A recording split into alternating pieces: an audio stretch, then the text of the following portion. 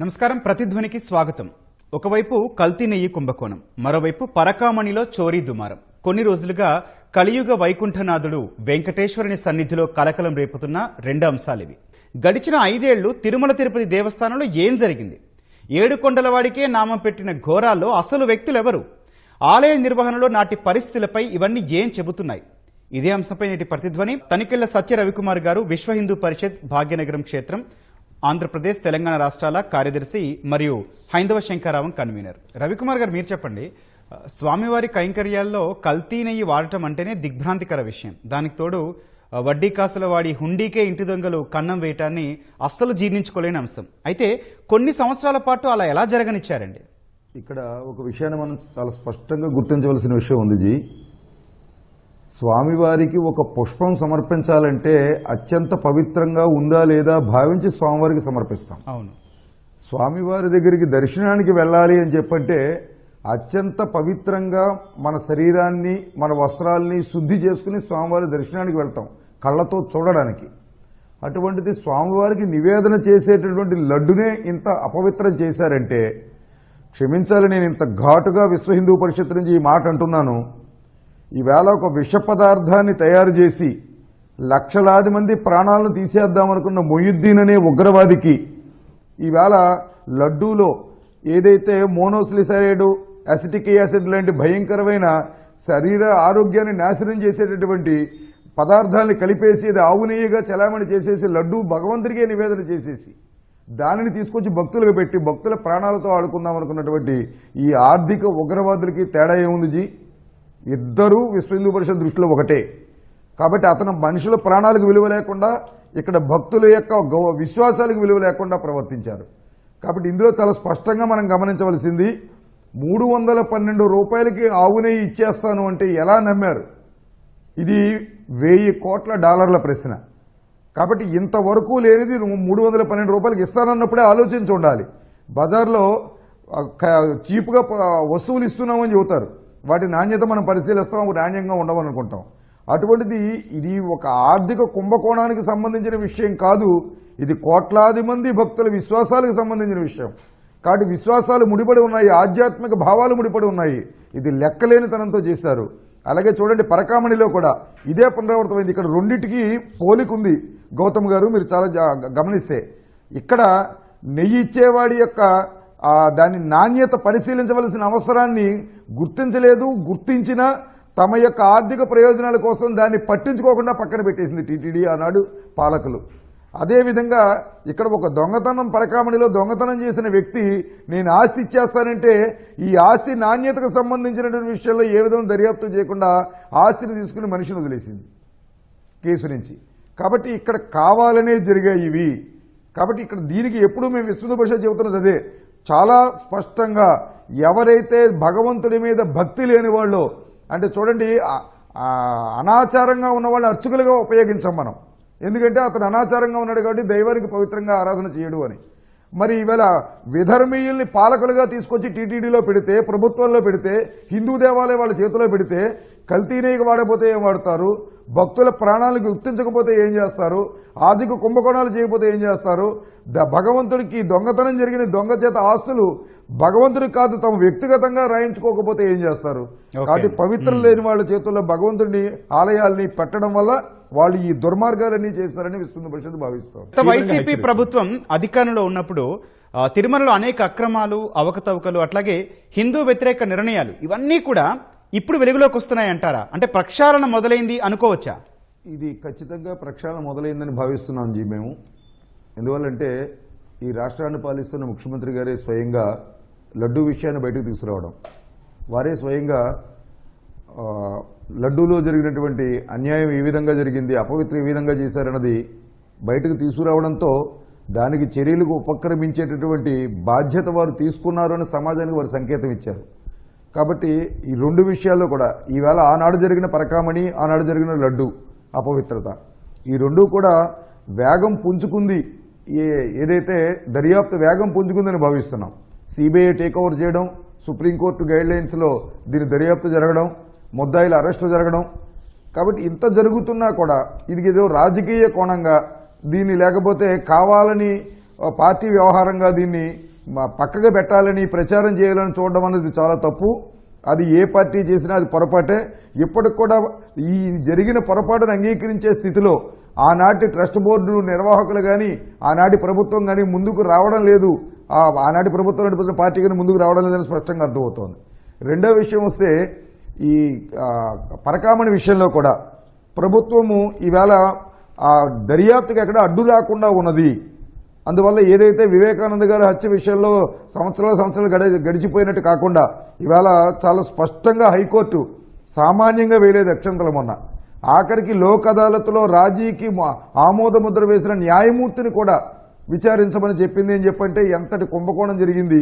ఈవేళ ప్రభుత్వం పదే మరి మన ముఖ్యమంత్రి గారు చెబుతున్నారు, ఆయన కులదైవంగా భావిస్తున్నాను, నన్ను పునర్జన్మ ఇచ్చింది వెంకటేశ్వర స్వామి అని. ఈవేళ భక్తులకి పునర్విశ్వాసం ఇవ్వాల్సిన బాధ్యత ఆయన మీద ఉంది. కాబట్టి ఖచ్చితంగా దోషులకి శిక్ష పడాలి. ఏ పరిస్థితుల్లోనూ వాళ్ళు తప్పించుకోవడానికి వీల్లేదు. ఎందువల్ల ఈ మాట అంటున్నామని చెప్పంటే ఈవేళ పరకామణిలో దొంగతనం జరుగుతుందా? ఆ దొంగతనం చేసినటువంటి వ్యక్తి పరకామణి పర్యవేక్షకుడు. ఆయన అయ్యంగారు మఠానికి సంబంధించినటువంటి ఒక వ్యక్తి, 40,000 రూపాయల జీతం తీసుకునే వ్యక్తి ఈవేళ కుంభకోణం చేసి ఇన్ని ఆస్తులు ఎలా సంపాదించాడు?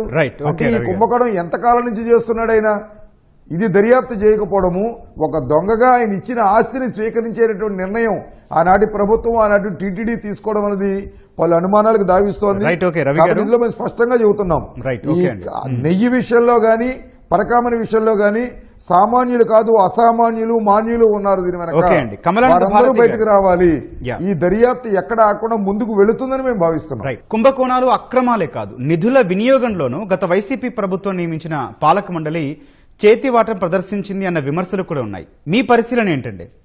ఒకటండి, ప్రభుత్వాన్ని నడిపినటువంటి ఆ కుటుంబానికి సంబంధించిన వ్యక్తులు గతంలోనూ ఈసారి తండ్రి గారు 2 కొండలు చేశారు, వీరు దేవాలయానికి సంబంధించిన నిర్వహణను అపవిత్రం చేశారు. ఇందులో ఏం అనుమానం ఏమీ లేదు. దానికి పెద్దగా మనం ఆశ్చర్యపోవాల్సిన విషయం కూడా లేదు. ఎందుకంటే తన మతం కాని మతానికి సంబంధించిన వ్యక్తిని తన మత పాలకులుగా ఆలయ పాలకులుగా పెట్టుకున్నటువంటి పరిస్థితి హిందువులు కూడా ఆలోచించుకోవాలి. ఇటువంటి పరిస్థితి భవిష్యత్తులో మళ్ళీ రాకుండా ఉండాలంటే ఏ జాగ్రత్తలు తీసుకోవాలి అన్నది. ఇంకపోతే మీరు అన్నారు అవకతవకలు అన్నారు, చేతివాటం అని చెప్పంటే ఈవేళ అనేక విషయాల్లో ఈవేళ దేవాలయాలకు సంబంధించినటువంటి ఆదాయానికి సంబంధించినటువంటి నిధుల యొక్క దుర్వినియోగం జరిగిందనే విషయాలు పుంకాలుగా వార్తలు వచ్చాయి, కేసులు కూడా నమోదయ్యాయి. నిధుల వినియోగంలో చాలా పారదర్శకంగా ఉండవలసినటువంటి టీటీడీ ఆనాడు ఉన్నటువంటి టీటీడీ బోర్డు ఇటు ప్రజలకి జవాబుదారీ కాకుండా అటు భగవంతుడికి జవాబుదారీ కాకుండా అటువంటి వ్యక్తుల్ని గ్యాంగుని తీసుకొచ్చి టీటీడీలో పెట్టి టీటీడీని అప్రతిష్టపాలు చేయడంతో అవకతవకలకి మారుపేరుగా మార్చారు. అదే సందర్భంలో మనం చూసాము, మనకి చెన్నై సమీపంలో బంగారం దొరికింది అనేది. ఈవేళ దానికి సంబంధించిన అనేక అనుమానాలు భక్తులకు ఉన్నాయి. ఆనాడే టీటీడీ ఆనాడే ప్రభుత్వము సవివరమైనటువంటి వివరం ప్రజలకి భక్తులకి ఇవ్వలేదు. ఆ బంగారం సంబంధించినటువంటి అనేక అనుమానాలు ఈవేళకి మనకున్నాయి. అవకతవకల్లో భాగంగానే బంగారం దారి దాటిపోయింది, రాష్ట్ర సరిహద్దులు దాటిపోయిందని ఇప్పటికీ మేము నమ్ముతూ ఉంటాం. అలాగే ఎఫ్డీల విషయంలో కూడా తప్పు నిర్ణయం తీసుకుంటే ఆర్బీఐ ముట్టికే వేసిన తర్వాత మా పర్మిషన్ లేకుండా స్టేట్ కన్సార్టియంలో ఎలా పెడతారు మీరు అని అడిగిన తర్వాత విశ్వ హిందూ పరిషత్ ఉద్యమం చేసిన తర్వాత అది దేశవ్యాప్త కార్యక్రమంగా మారిన తర్వాత మాత్రమే దాని నుంచి వెనక్కి వచ్చారు. అక్కడ కూడా ఎఫ్డీల్లో అవకతవకలు చేయడానికే ప్రయత్నం చేశారు. అదే సందర్భంలో శ్రీవాణి ట్రస్టు కోట్ల రూపాయలు సేకరించారు. దానికి సంబంధించినటువంటి విషయాలు అనేక అవకతవకలు జరిగాయని ఇప్పటికీ కూడా ప్రజలు భావిస్తున్నారు. దానికి సంబంధించిన ఎంత వసూలైంది ఏమిటన్నది శ్వేతపత్రం రిలీజ్ చేసి ఉంటే కనుక నమ్ముండేవాళ్ళం. అది కూడా జరిగి ఉండాల. ఈవేళ కూడా 281 కోట్ల రూపాయలు నెయ్యికి సంబంధించినటువంటి ఈ కల్తీ విషయంలో డబ్బులు చేతులు మారాయి అని చెప్పి సిబిఐ కూడా చాలా స్పష్టంగా కోర్టుకు తెలియజేసింది. అదే సందర్భంలో అవినీతి అనేది ఒకవైపు అయితే అపవిత్రత అనేది చాలా విపరీతమైనటువంటి నేరం ఇది. కాబట్టి దీనికి మూల్యం చెల్లించుకోక తప్పదు, తప్పనిసరిగా దీనికి మూల్యం చెల్లించుకుంటారు. అదే సందర్భంలో టీటీడీ కూడా ఇప్పుడు ఉన్నటువంటి ట్రస్ట్ బోర్డు కూడా ఏ మాత్రము వెనకడుగు వేయకుండా స్వామివారి ప్రతినిధులుగా వారికి ఆ బాధ్యత వచ్చింది కాబట్టి చాలా స్పష్టంగా దీని మీద ముందుకెళ్ళాలి. ఇవే కాదు, ఇంకా ఆ 5 సంవత్సరాల్లో జరిగినటువంటి అవకతవకలు ఏమున్నాయో ఈవేళ భక్తుల ముందుకు తీసుకొచ్చి వీరి యొక్క పారదర్శకతలు కూడా వీరు చూపించుకోవాల్సిన అవసరం ఉంది. అదే సందర్భంలో హిందువులు కూడా ఆలోచించవలసిన ఉంది. మన దేవాలయ పాలకుల్ని ఎటువంటి వాళ్ళని ఎన్నుకుంటున్నామనే విషయంలో హిందువులు కూడా ఆలోచించాలని విస్తృత పరిషత్ తెలియజేస్తాం. ఓకే అండి. పరకామణి చోరీ, కల్తీ నెయ్యి ఈ రెండూ కూడా క్షమించరాని నేరాలు. అయితే ఈ కేసుల్లో తప్పు చేసిన వారు సాంకేతిక కారణాలతో తప్పించుకొని పోకుండా శిక్ష పడాలంటే ఎట్లాంటి చర్యలు తీసుకోవాలని మీరు సూచిస్తారండి? ప్రభుత్వానికి వాస్తవాలు సమగ్ర దర్యాప్తు చేసి ప్రభుత్వం వేగంగా సకాలంలో అందించడం. రెండవది, వెనక ఎంతటి వ్యక్తులున్నా రాజకీయ కోణం కాకుండా ఇది కేవలం భగవంతుడికి, భక్తులకి, విశ్వాసానికి సంబంధించిన విషయంగా పూర్తి పారదర్శకంగా వేగమైనటువంటి దర్యాప్తు చేయడం, ఇది ప్రభుత్వం వెంటనే చేయాలి. ఈ విషయంలో జరుగుతుందని ఆశిస్తున్నాను. ఎందుకంటే ఇప్పటి వరకు ఇంత బయటకు తీసుకొచ్చిన వాళ్ళు దీన్ని వదిలేస్తారని అనుకోవడం లేదు. అయితే నేతి దర్యాప్తు ఏదైతే ఉందో ఇది సకాలంలో వేగంగా జరగాలి. అదే సందర్భంలో దీని వెనక ఎవరెవరు ఉన్నారు అన్న మూలాలు కూడా బయటకు రావాలి. పరకామణి అన్నారు, పరకామణి విషయంలో కూడా దర్యాప్తు విషయంలో మనం దృష్టి పెట్టవలసిన అంశాలు ఏమిటి అని చెప్పంటే, అతనితో లావాదేవీలు, ఫోన్ సంభాషణలు, లేకపోతే ఆ సమయంలో ఇతని ఆస్తి ఎవరెవరి పేరుతో రిజిస్ట్రేషన్లు జరిగాయి, దేవుడికి ఇచ్చిందే కాకుండా మిగతా ఎవరికి ఇచ్చారు, ఇది కూడా దర్యాప్తులోకి రావాలి. ఇందాక భాను అన్న చెప్పినట్టు ఆ సీసీ కెమెరాల ఫుటేజ్ ఏమైపోయింది, ఎందుకు డిలీట్ చేయవలసి వచ్చింది, దానికి సంబంధించిన కేసు అసలు టీటీడీలో చర్చ ఎందుకు రాలేదు, ఆయన ఇస్తారని ఆస్తి మీద టీటీడీ తీర్మానం చేసింది తప్ప ఆయన చేసిన దొంగతనం మీద కేసు పెట్టడం విషయం మీద కానీ, విత్డ్రా చేసుకోవడం విషయం మీద కానీ టీటీడీలో చర్చ ఎందుకు జరగలేదు. ఇక్కడ నైతిక బాధ్యత టీటీడీకి కూడా ఉంది అనేది ఈ దర్యాప్తులో భాగం చేయాలి. అదే సందర్భంలో ఇది కేవలం పరకామణి లేకపోతే నెయ్యి, లడ్డు, కల్తీ నెయ్యికి సంబంధించిన అంశం కాదు, విశ్వాసానికి సంబంధించిన అంశం. ఇక్కడ మాకు ఇంకొక అనుమానం కూడా ఉన్నది. ఈ కొత్త ప్రభుత్వం వచ్చిన తర్వాత ఈ రవికుమార్ అనే ఆయన ఎక్కడికి వెళ్ళారు, ఆయన కుటుంబం ఎక్కడికి వెళ్ళింది? మనం గతంలో చూసాం. మనం ఈ పరిటాల రవి గారిని చంపిన తర్వాత ఆయన చంపినటువంటి వ్యక్తులు ఒక్కొక్కరుగా చచ్చిపోయారు. అలాగే వివేకానంద గారు హత్య జరిగిన తర్వాత ఆయన కేసుతో సంబంధం ఉన్న వాళ్ళు ఒక్కొక్కరుగా చనిపోతున్నారు. అదే సందర్భంలో ఈవేళ రవికుమార్ని ఆయనకి తీసుకొచ్చి కోర్టు ముందు నుంచోకబెట్టకపోతే ఆయనకి ఏమైనా ప్రమాదం జరిగే అవకాశం కూడా ఉంది. కాబట్టి ఆయన నుంచి రావాల్సిన నిజాలు ఆగిపోయే అవకాశం ఉంది. కాబట్టి ప్రభుత్వం ఈ విషయమే కూడా దృష్టి పెట్టాలని మేము కోరుకుంటున్నాం. అదే సందర్భంలో ఇంకొక మాట కూడా చెప్పాలనుకుంటున్నాం. ఆలయాలకి ఏదైతే రాజకీయ నేతల్ని దూరంగా పెట్టేటటువంటి ఒక మంచి సంస్కరణ ఈ ప్రభుత్వం, కూటమి ప్రభుత్వం ప్రారంభించాలని కోరుకుంటున్నాం. ఎందుకంటే టీటీడీ ఇవాళ రాజకీయ నేతలతోటే నిండిపోయింది. ట్రస్ట్ బోర్డు అంతా కూడా మా బారన్న కోపం రావచ్చు. కాబట్టి అది కనీసంగా కొంతమందినైనా భక్తుల విశ్వాసాన్ని తగ్గట్టుగా, ఇదిగో ధార్మిక పురుషులు ఉన్నారు, ధార్మిక నేతలు ఉన్నారు, ధార్మిక సంస్థల ప్రతినిధులు ఉన్నారు, కాబట్టి ఏదైనా జరిగితే వీళ్ళు ఊరుకోరు, ప్రశ్నిస్తారు అన్న నమ్మకమైన సంఖ్య కూడా అందులో లేదు. ఒక్క మాట చెబుతున్నాను జీ, హెచ్డిపిపి గురించి ఇందాక స్వామీజీ చెప్పారు, ఒక్క మాట చెప్పి ముగిస్తాను. హెచ్డిపిపి యొక్క లక్ష్యం ఏదైతే ఉందో నీరుగారిపోతోంది. హెచ్డిపిపిలోనైనా కనీసం ధార్మిక మూర్తులు వేయండి, అందులో దాని ద్వారా ధర్మ ప్రచారం చేయండి, దాని ద్వారా సాహిత్యాన్ని ముద్రణ చేయండి, వితరణ చేయండి. అలాగే కళ్యాణాలు, గ్రామాల్లో జరిగే కళ్యాణాలు ఆగిపోయాయి, వాటిని పునరుద్ధరించండి. అదే సందర్భంలో కళ్యాణ మండపాల నిర్వహణ అస్తవ్యస్తంగా చేసి దాంట్లో విధర్మీయులు వ్యాపారాలు చేసుకోవడానికి ఇస్తున్నారు, వాటిని అరికట్టండి. ఆలయాల నిర్మాణాలు హరిజన గిరిజన ఉపేక్షిత వాడల్లో హెచ్డిపిపి ద్వారా టీటీడీ నిర్వహించడం ప్రారంభించాలి, నిర్మాణం చేయడం ప్రారంభించాలి.